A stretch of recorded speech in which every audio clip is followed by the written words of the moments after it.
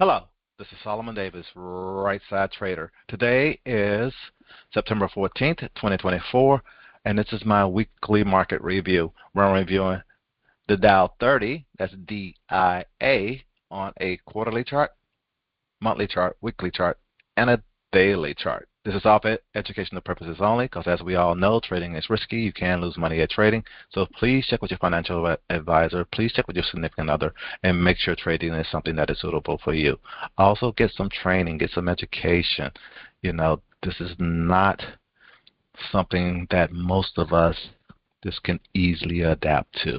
It's kind of tricky at times. But let's jump over here to the charts and see what we see on this quarterly chart. Let me go ahead and maximize it and resize it. And the Dow is again approaching that yearly R2. Will it break it this year? That's the question. It's close enough. It's only $4 away. It should break it this year, I would think, unless we get into all on bear market. But from the way all these other indexes are looking, they're looking pretty strong. But again, we're just underneath the yearly R2 and looking very strong, looking very bullish at this time. Let's go down to the monthly chart and see what we see there. On the monthly chart, we're still above the 9-10 moving average. It did come close to that and gave us a nice bounce and push back up. We're getting a doji formed up near that top, but that doji is not in the high enough and we're back. I think we're still back above this quarterly R2. So again. On this picture also, the Dow is still looking very bullish. The Dow has been the strong one probably in these indexes from what I've been seeing. Let's go ahead and go down to the weekly chart and see what we see there. On the weekly chart, I'm going to zoom in just a little bit here. Here's where we had that red week. That was kind of like, now the more and more I look at this and look at all the indexes, that was almost kind of like what I call an all aboard type play last week, a couple of weeks ago. It was one of those ones where it didn't come down low enough, to really give me any scare. I know where the market had opened at already, so I was kind of expecting it to pull back a little bit, by the end of the month. I just didn't expect it this past week. That was the big surprise. But I was looking for it. I was waiting on it, so I was prepared once I did see it. That's the thing that as traders,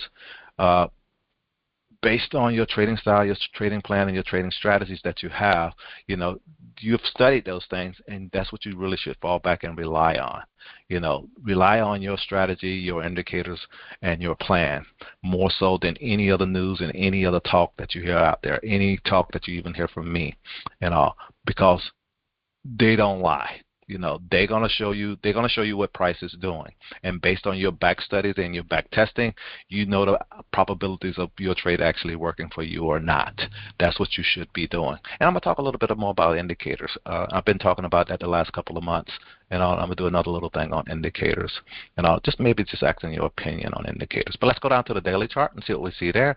On the daily chart, this is a really pretty noisy daily chart, that's why I call it the daily noise. Right here, back here we had a evening star pattern where we had a hard time getting any kind of confirmation. We finally did get confirmation. We got to follow through on that. And then down here, when it was at this bottom here, it really was just a bunch of mess. We got some piercing patterns. That's what you end up down here. There was some piercing patterns. And you was kind of like wondering what was going to happen, But this is that other candle right here on this daily chart, what I call an all aboard candle. And when I see a candle like that, it came down to a support one level almost. These are weekly pivots, and it didn't break it, and it pushed. That doesn't happen that often. It came down to a weekly support one and push back really strong. When you see that and see this come back here above pivot, again, one of my above pivots, they're above pivot. We had opened below pivot, where we had opened below pivot, then we got above pivot, and we couldn't get back below pivot this day, and we ended up opening below pivot and went probably way down and back up watching this, and then we ended up with a piercing pattern here, a piercing pattern, and then we got follow through on it the last 2 days of the week. It was a pretty interesting week watching the Dow. The Dow is one of these ones I'm not trading really. and all, and it's always because again, it's the way it trades and the way it behaves is kind of a little different because right here.